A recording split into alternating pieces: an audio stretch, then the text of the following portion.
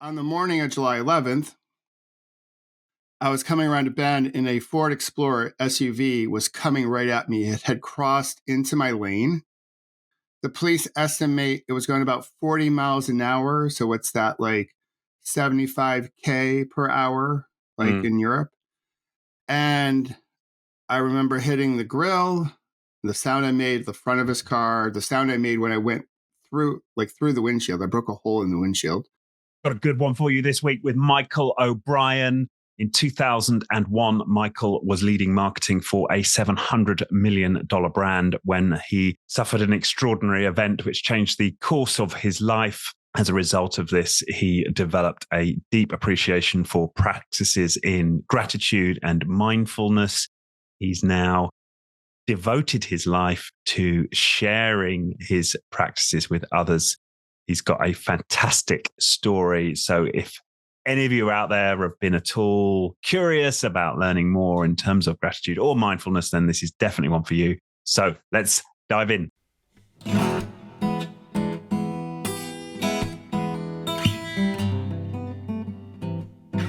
Another episode of Being Human with the wonderful Michael OBrien. He is a speaker, an author, a business coach, the creator of Pause, Breathe, Reflect, a movement which you started as a result of a calamitous event, which I'm sure we'll get into.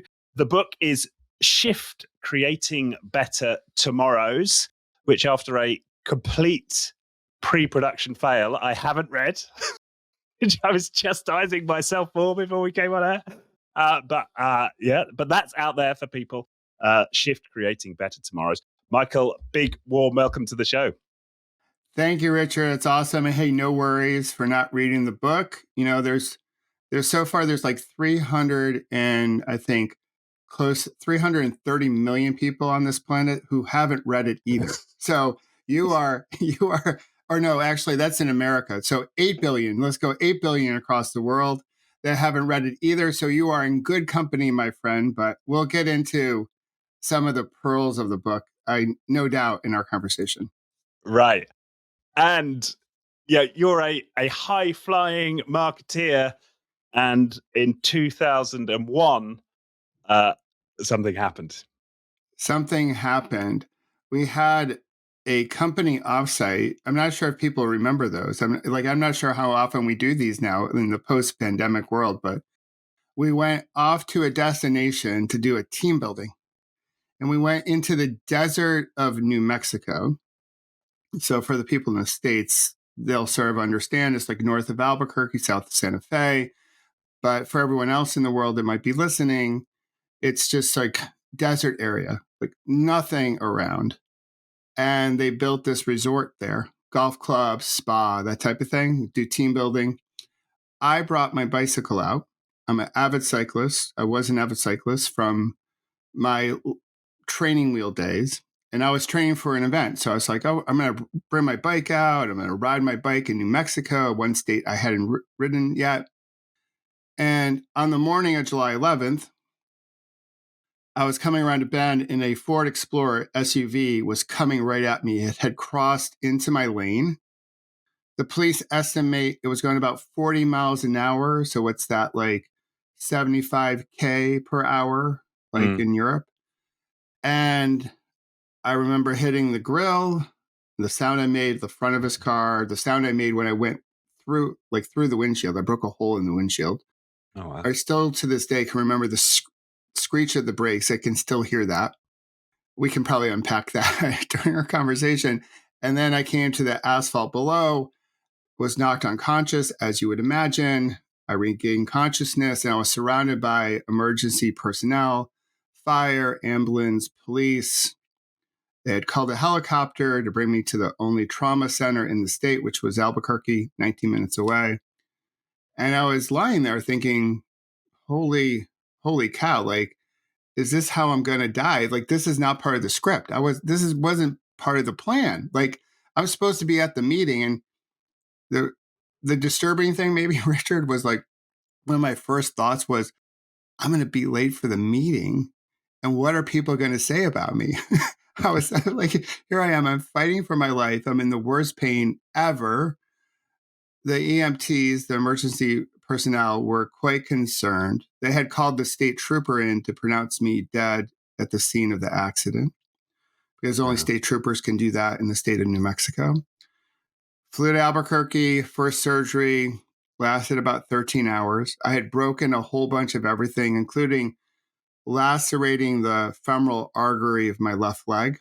So when my left femur exploded, I lacerated that artery. So I was losing a lot of blood. So I needed about 34 units of blood product in the first 24 hours. Right. My wife came out with our youngest. So we have two daughters. At the time, they were 3.5 years old and 7 months old. So my wife Mm. eventually flew out with our youngest. Getting to Albuquerque from outside of New York City is not easy. She got there. She pulled whoever walked out of the trauma center first, the OR first, and said, "What's going on with my husband?" And they said, "Listen, your husband's been in a very bad accident. We're doing the best we can. The next 72 hours are going to be critical." And that's where the story of recovery sort of begins. Right. And you describe it as the last bad day of your life. Yeah. So tell me about that. Well, I think it's a Buddhist parable, but there's a parable around about the first arrow, second arrow. And so it goes like this. A warrior is traveling through the woods, very densely populated vegetation, trees, can't see too far in front of him, and he gets shot by an arrow. He can't see where the arrow is coming from, but he gets shot by the arrow that causes him, as you would imagine, great pain, great suffering. That's the hurt. But then he starts to ruminate on the arrow, like, oh my God, like who shot this arrow at me? Like, who did this? Well, why did this happen to me? Am I going to be able to survive? Am I going to get out of the woods? Like worry, anxiety, rumination. That's the second arrow. The first Mm. arrow in life is we go through those moments in time. They're sort of shot at us from external forces or external factors. But we do spend a lot of time shooting second arrows at ourselves Yeah. with the rumination. So what we do is we add to the pain. So in the early phases of the accident, I was shooting arrow after arrow, second arrow, third arrow, fourth arrow, and the list can go on and on. The number can grow about why this happened to me. This is so unfair. The driver had a revoked license. He should not have been driving. Like, what's going to come of me? Oh my God, my life is over. Like, and the pain just like was layering on top of layers. And then a mentor shared with me, he said, listen, everything in life is neutral until you decide to label it. Right. And I was like, huh? And at first I was like, is this like a Star Wars Yoda thing? Like everything is neutral until you label it? He was like, well, I don't, it probably is not, but it might go back to like other people before him. But he's like, right now you're labeling yourself as a victim and no one's going to fault you. Like, look at you. You're a mess. Like your life has been tipped upside down. I'm like, well, thanks for that. He goes, but you still have space. You can look at yourself and you can look at this moment in a lot of different ways. And then he asked me this question that was a little too early. Some questions you get in life, right, come a little Mm. bit too soon. He's like, did this happen to you or did it happen for you? Mm. And I wasn't ready to process that yet. I was like, it Right. happened to me. Like, look at Yeah. me. This is a second arrow, baby. Like, he's like, well, maybe it happened for you. And I let that sit for a bit. And then I realized, okay, everything is neutral until you label it. Viktor Frankl has been associated with a quote like between stimulus and response there's a space, right? So it's in Mm. that same vein. So I was like, you know what?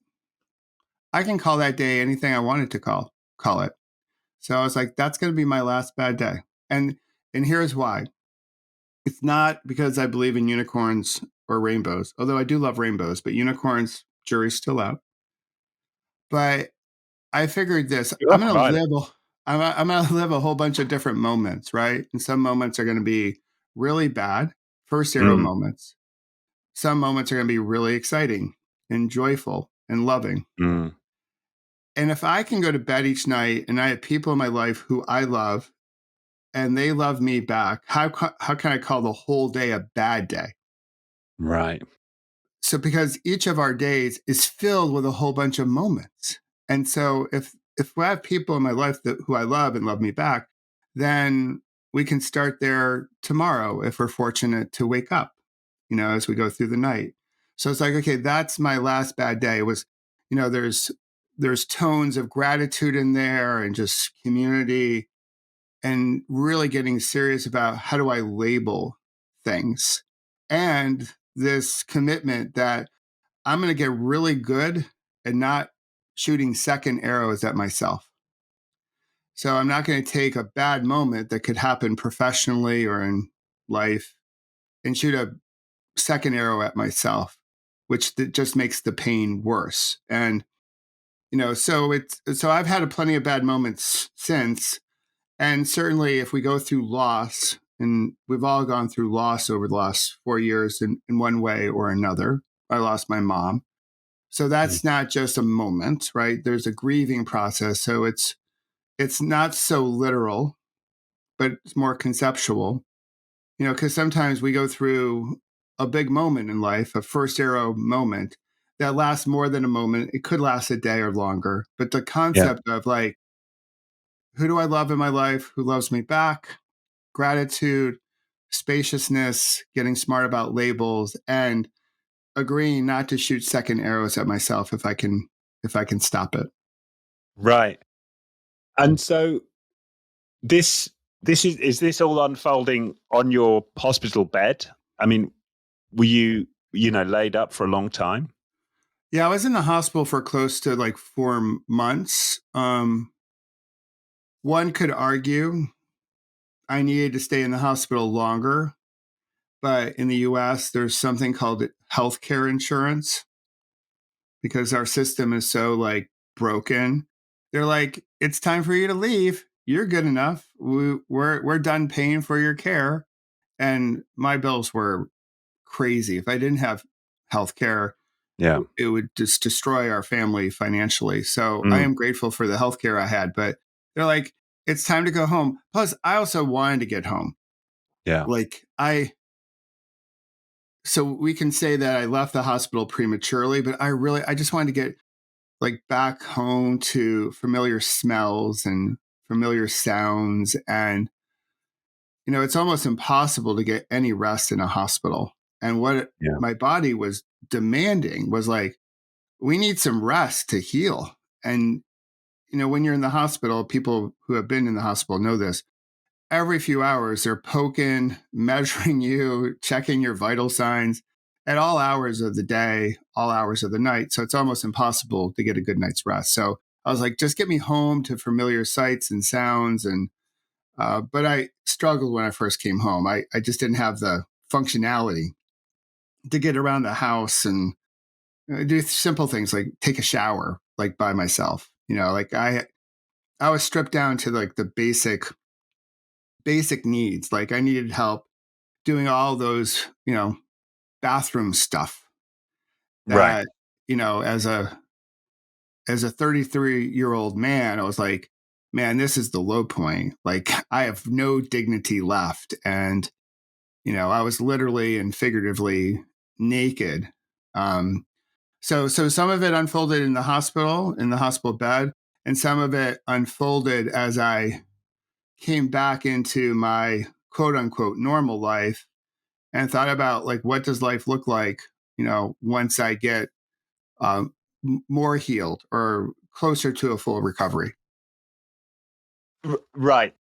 But this realization that I'm shooting arrows. So are you experiencing some kind of depression alongside the physical healing? And yeah, I'm just curious as to was there like a pivot point where maybe it was your mentor when you started to realize, okay, there's something here I need to look at psychologically.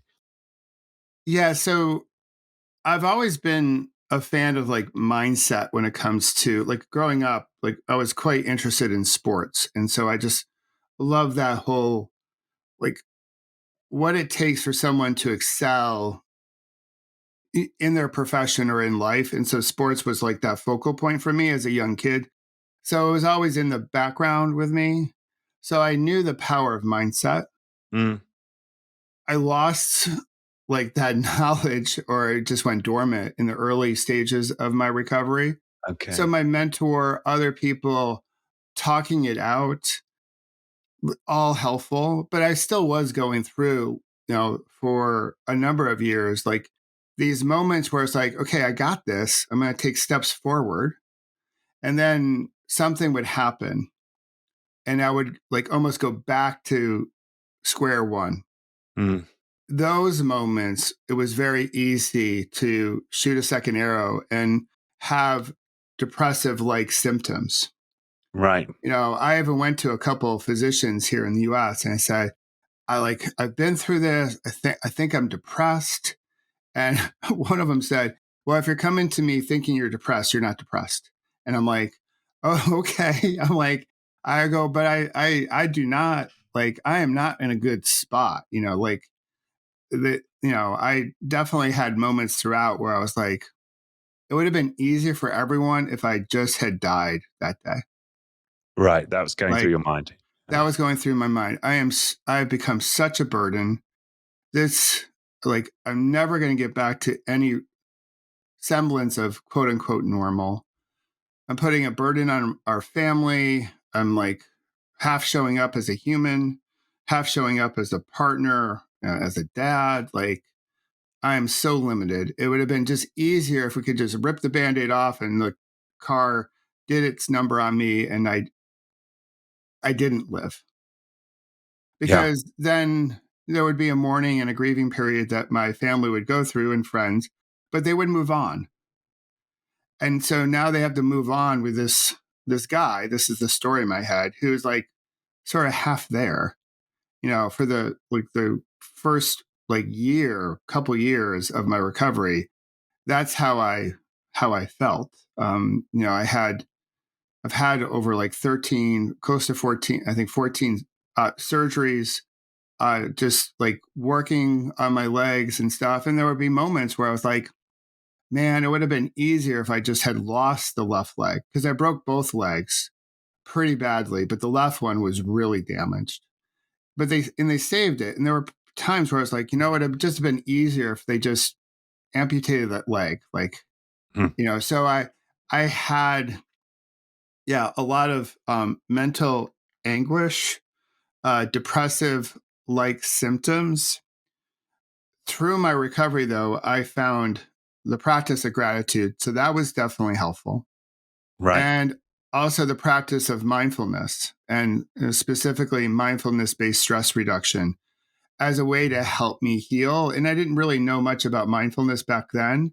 There was no internet, there was no TED Talk, but I knew enough about the breath as an athlete that it's a great regulator. And so when things were getting overwhelming, I would slow down and just come back to my breath. And they later became known as my pause, breathe, reflect breaks, just Right. to slow the game down. Because any athlete knows, or any performer knows, like when whatever you happen to be doing, if you can make it slower, things unfold with a little bit more grace. Right. Right. Well, it sounds like those are two important strands then of your recovery. Well, let's take the gratitude first then. So, do you have a specific way of doing that? What's your approach with the gratitude?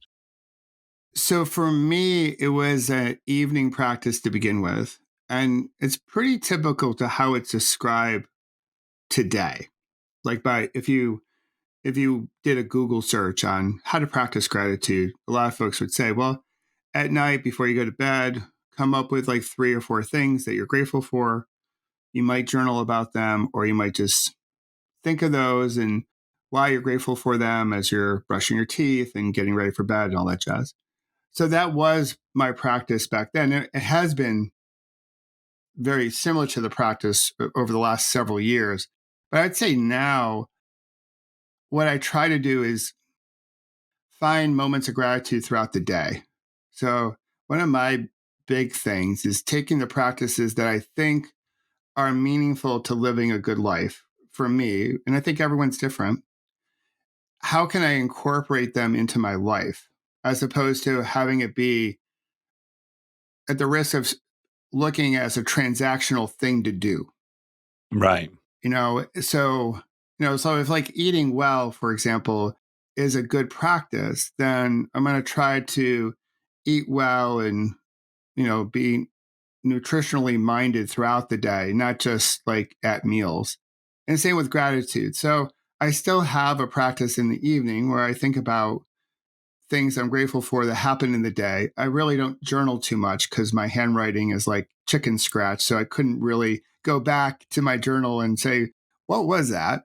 So, but I do have that practice, but I try to weave gratitude in throughout the day, just almost catching myself in the moment, be like, oh, yeah, like this is pretty cool right now. And Right.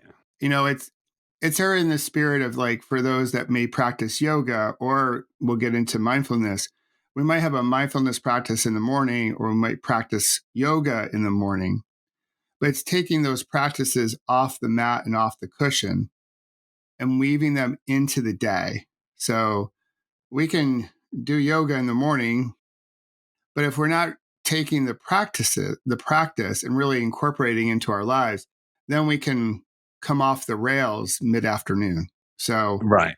what I'm trying to do is like little bite-sized pieces throughout the day. Yeah. Yeah. That makes sense.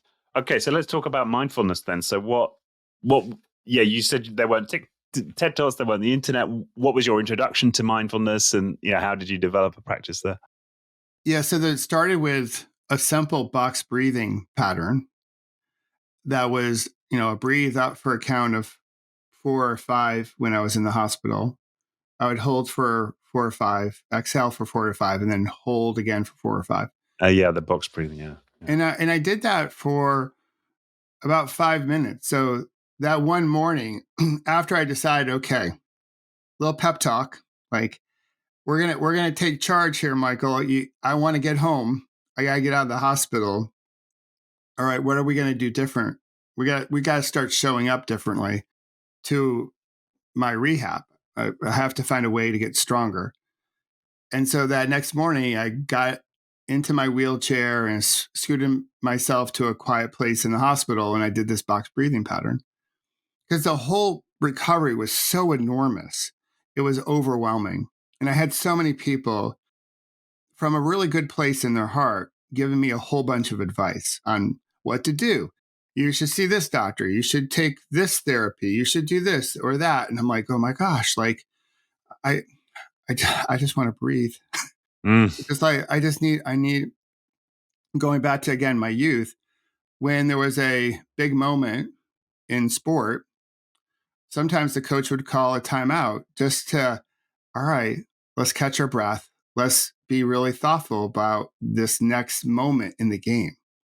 Yeah. And so that was the start of it. I really thought mindfulness was, as an executive, I thought it was corny. I thought it was like Right. hippie. I was like, no serious business person will ever do this. This is insane.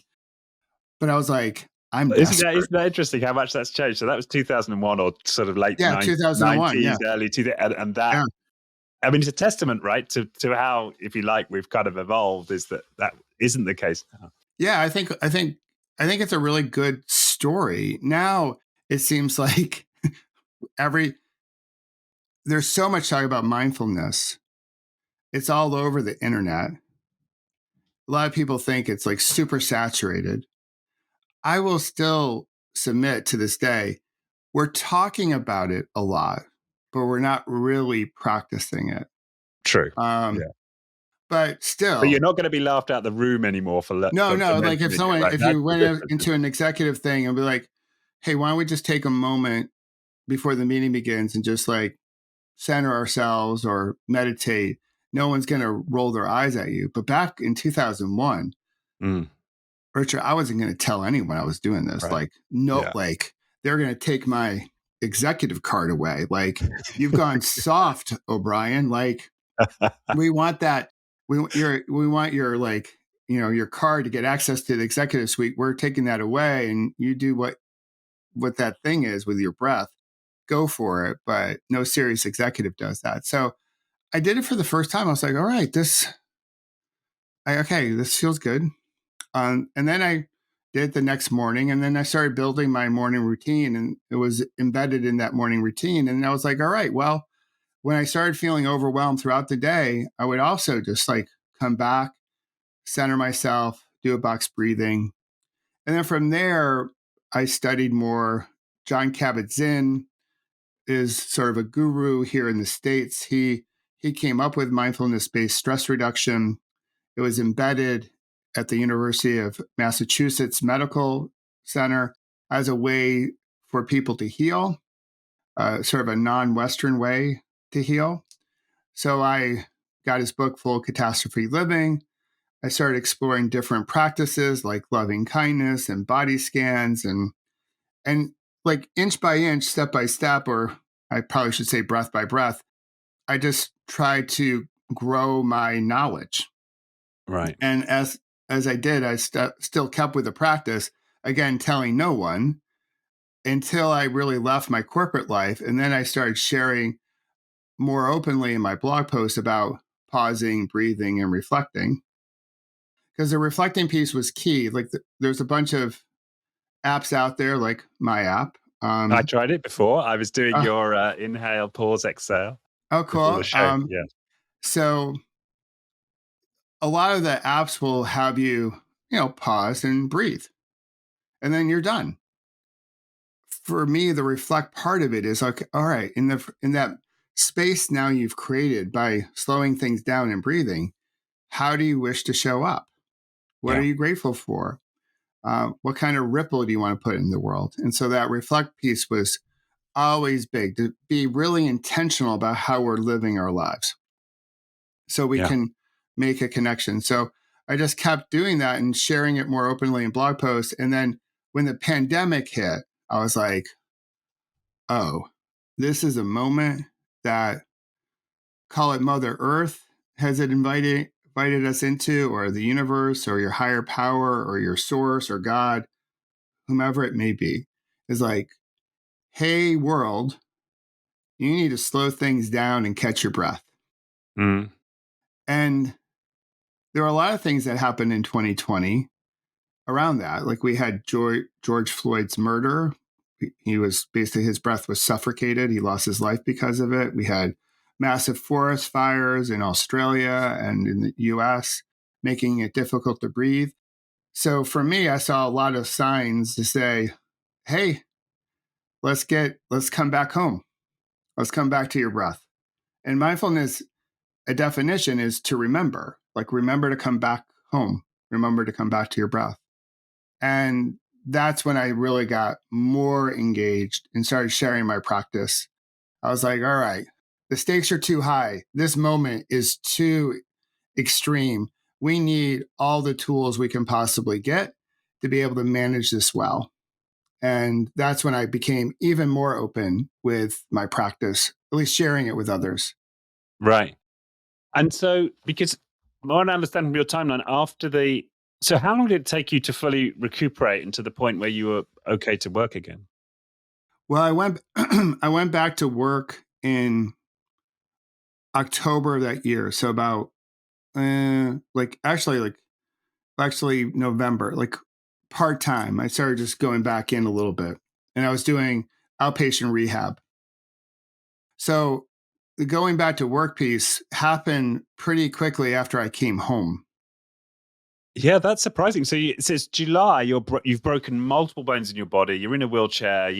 And Yeah, and in November, what? So you can walk now. I can walk now. So on my birthday, which is September 20th, they gave Mm. me approval to put full weight on my legs. Hmm. And so the first time I walked, I had to walk with parallel bars, and it was about 20 feet.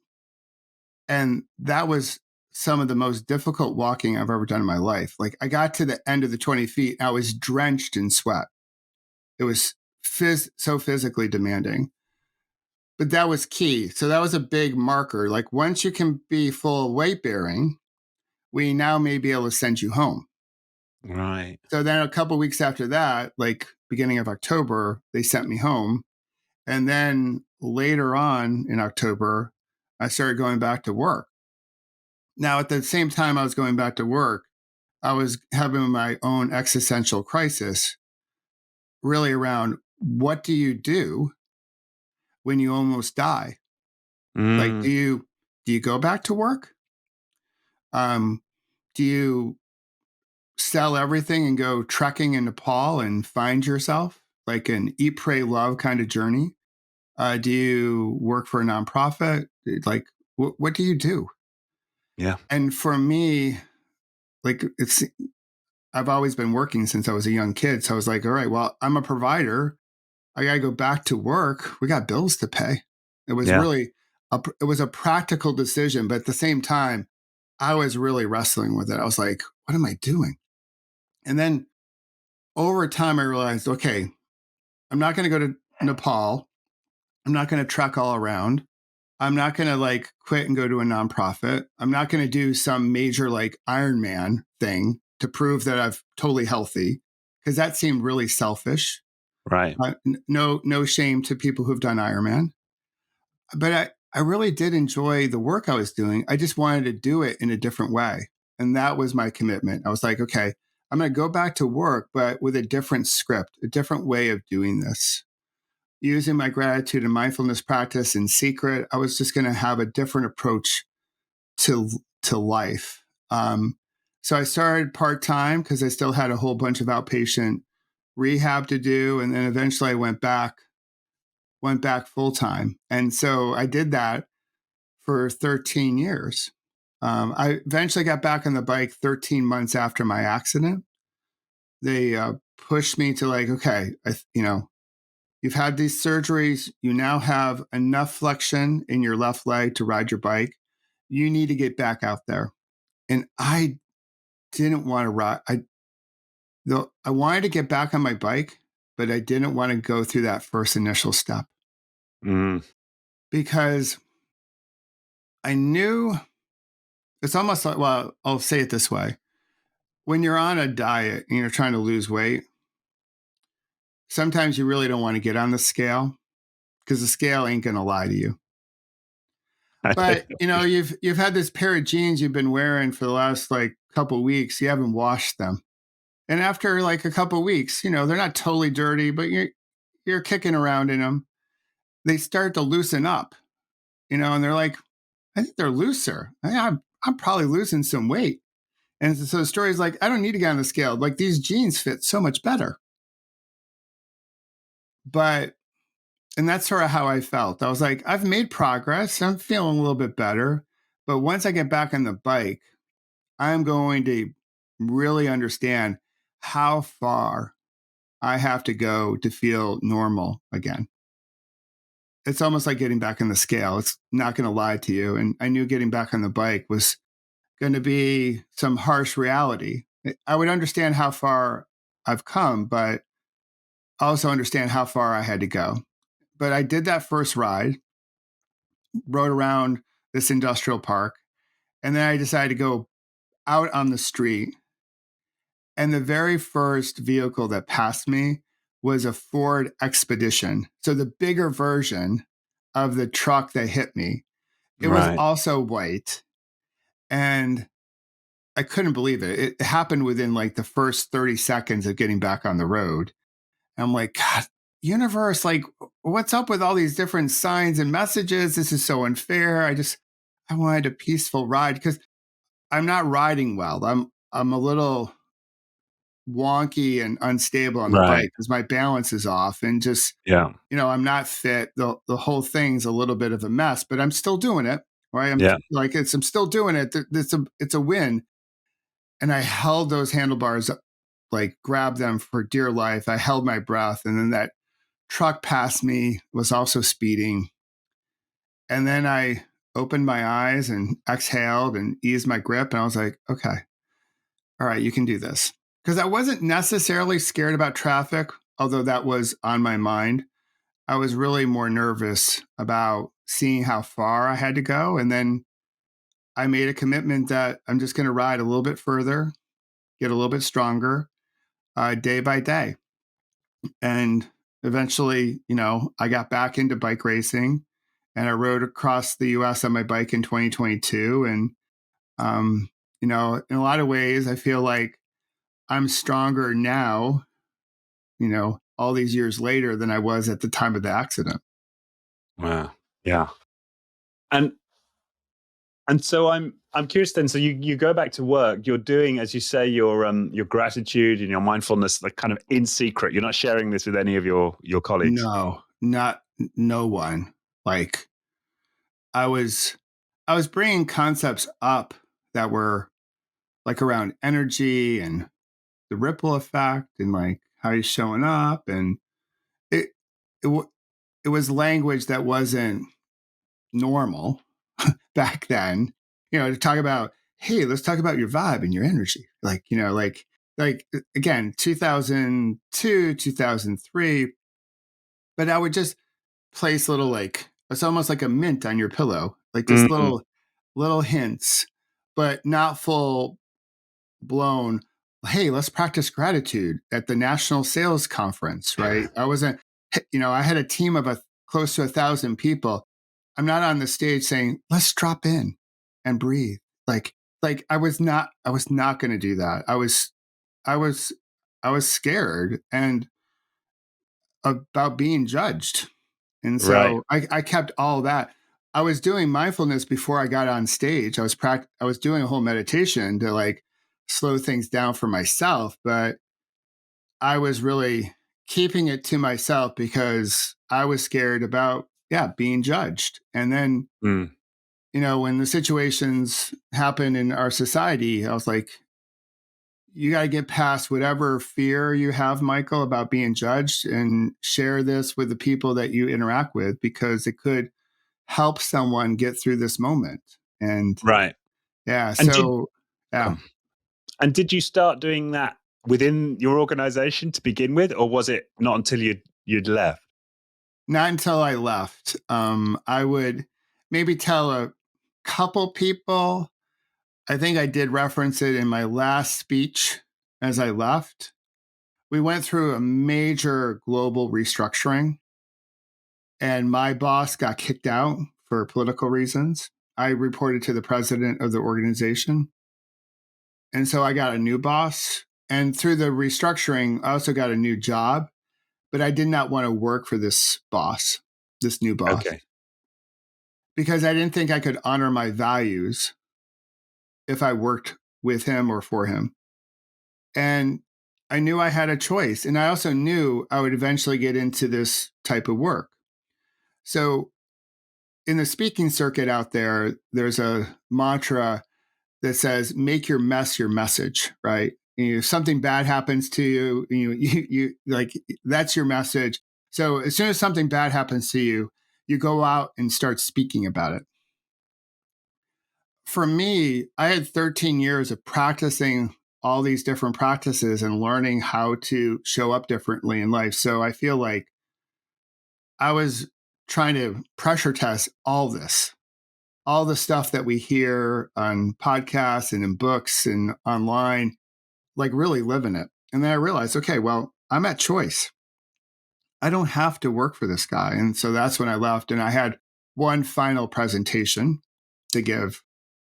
And that's when I think I first referenced it within my company. Just like I paused, I took a breath, and I reflected on what I wanted to do with this next phase of my life. So, and a lot of people didn't believe I was leaving. They thought I was leaving for another company because I was too Okay. young. They called it a retirement. I was too young to retire. Yeah. The whole notion of retiring is a little bit of a foreign one for me, just as someone who does enjoy putting in the work. Yeah. But I was like, no, like this is the next phase of my life, and I want to share the lessons I've gained over the last 13 years from what I went through. And I feel confident in doing so because I really did, as I just mentioned, pressure tested a lot of this stuff in in corporate life, as opposed to something bad happens and then, I read a book and now I'm just going to talk about it. Like I really Right. wanted to come from a place of like, let's do some study about what can really work and what is more just a message of the day, if you will. Yeah, no, got it. And so in that pressure testing in your corporate role of these practices, what showed up for you in terms of benefits? Like, yeah, I'd be interested in Um, I think the big one was my ability to handle change well and also create cultures of belonging. So we'll take both of those. We do a lot of work around diversity, equity, and inclusion in corporate life. I can just speak to the US, but certainly since 2020, there's a greater emphasis Mm, on it. Makes sense. The studies all show that if you can create a work culture that's more inclusive, you can have multiple perspectives coming at a challenge and you can come up with better solutions. The data is really clear on that. And if you have enough trust, you can really foster and create a culture of belonging. And with that belonging, you can go faster. You can handle challenges better, and your company can be more successful. Again, the data from all the consulting firms is clear about the benefit of this. But most programs that companies run don't include an aspect of mindfulness. And most of the DE and I efforts, I don't think are very successful. So the mm, concept of creating inclusion, that's proven. The application of it, I think, has struggled. right. And I think one, we're not incorporating any sense of mindfulness. So mindfulness allows us to open up our awareness. It also gives us a chance to do some like inner work. And I Mm, think both of those can help with like, hey, you know what? My story is in your story, and your story is in my story, and and so forth and so on. And we can practice better listening and better connection. And so I think my practice of gratitude and mindfulness really did help me become a an ally, if you will, overused term, before it became popular to be called an ally. And so my reputation in my corporate life was one that created cultures of belonging before belonging was the term that we use current day on LinkedIn and other places. right, right. So, and around change, like one of the things I learned through my practice and study of mindfulness is that, all right, this moment too shall pass. Like it's all impermanent. Mm, Like you're going to have challenging moments. And what we do current day with our challenging moments is we either deny that they're happening, we try to fight them, we push back on them, or we try to numb them away. mm, And so, what I've learned through the whole process is we're going to have challenges in business, we're going to have challenges in life, and we're just going to meet them. And we're going to change our relationship with them. And I'm going to change my relationship with stress. And that allows me not to deny that bad things are happening. We still have bad moments, but meet them in a different way. So then I can be more responsive to whatever's happening. And we can right, get through the change process with a little bit more fluidity and a little bit more grace. So right, instead of struggling like so many companies and so many people do, they're fighting the change or they're denying the change or numbing it. So I've come into like, all right, acceptance. I came up with an acronym called GRACE, which stands for gratitude, acceptance. So actually, gratitude, reflection, acceptance, community, having the right people with you, and energy. And so I use the GRACE analogy or metaphor or acronym in a lot of my corporate lives to say, okay, like, does this moment, is there gratitude in this moment?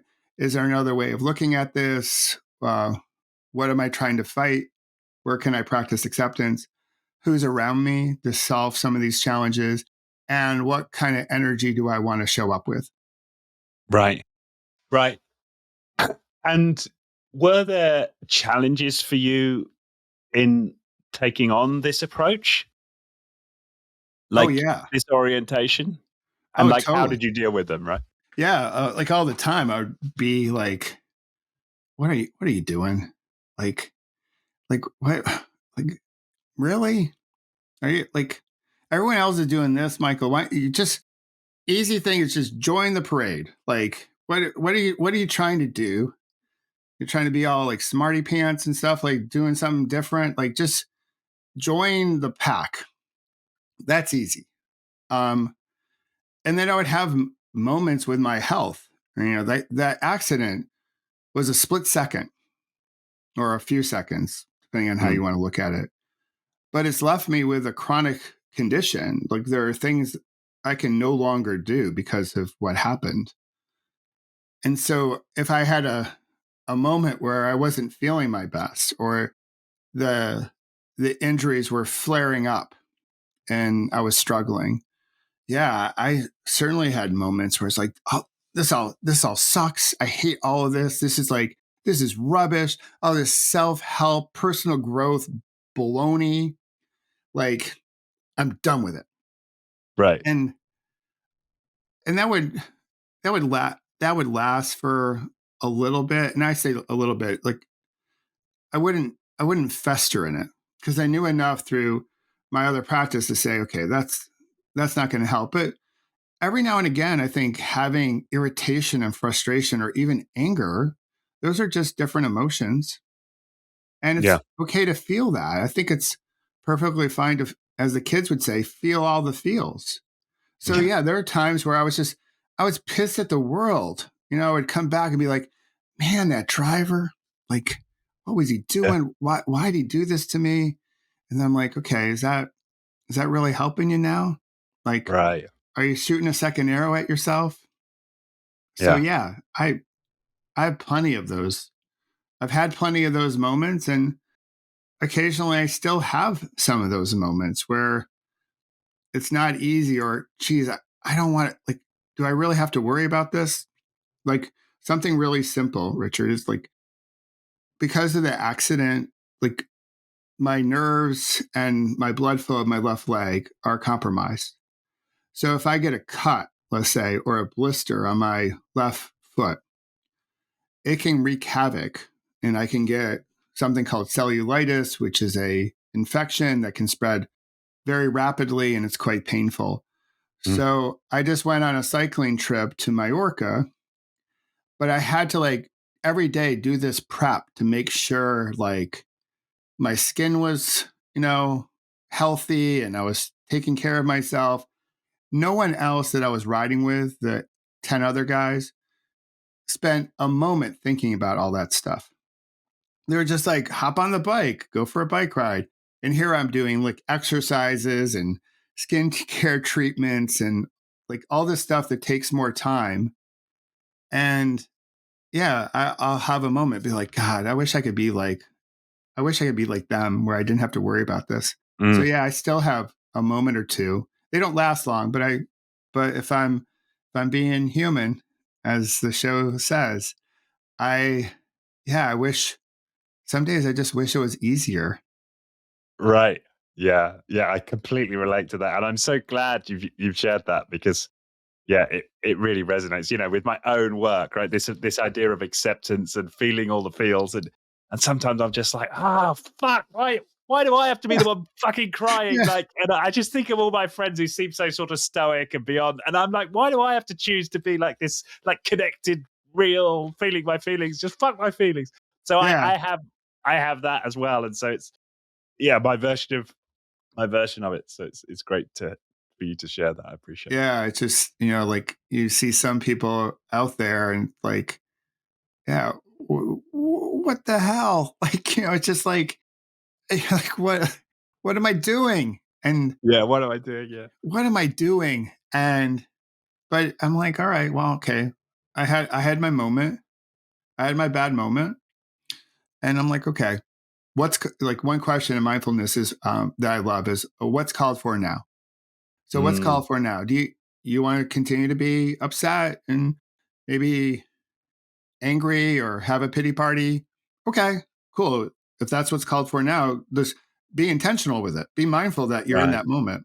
Mm. Or do you want to shift your energy?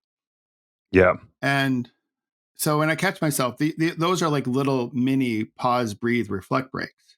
So Yeah. I pick up on what's happening in my body. I'm like, okay, I'm stressed, I'm irritated, I'm pissed off. All right, what's called for now? All right, why don't we slow it down? Take a few deep breaths, and in that moment of reflection, okay, what do you want to do about it? You can stay Yeah. pissed. That's an option. A lot of people do. Or you can do something maybe a little bit more positive. So Yeah. yeah, that's the shift. And I love that framing of it. Like sometimes like the wallowing, right, the puddling, as a recent guest of mine described it, is exactly what's called for, right? And sometimes it's not. Yeah, but bringing that awareness Yeah, is key. I've had plenty of moments where, and I think we all have. You wake up on the wrong side of the bed. Mm. You wake up and you're trying to wipe the sleep from your eyes, and it might be a little gray outside, and especially during the winter. And you want to tell the people around you, listen, I'm in a mood. I'm just in a mood right now. Just be patient with me. I'm going to get out of this mood. The mood's not going to last forever. This moment too shall pass. But right Yes. now, I'm in a mood and I just want to like be by myself and be in this mood. Mm. And then I'm going to pop out and I won't be in the mood anymore, but like just give me some patience. And so I'm not going to be my cheery, optimistic, hey, like Yeah. self, and just offer me some grace as I go through this moment. And Mm. yeah, I think we all have those. And if we could just be honest that we all go through those, it it helps normalize it and say, okay, that's all part about being human. Yeah. We all have Yeah. all these moments and Yeah. they're not all fantastic. Even for me, after what I've gone through and as a meditation teacher, because I think there's this feeling about meditation teachers that everything is so zen. Mm. Like it's zen and peaceful.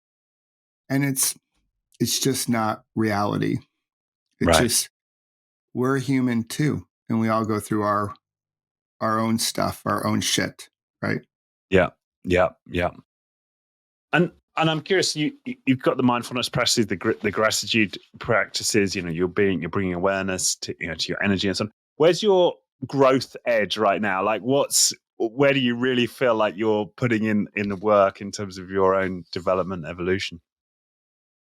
I think it really cut like the line is around this movement of pausing, breathing, and reflecting.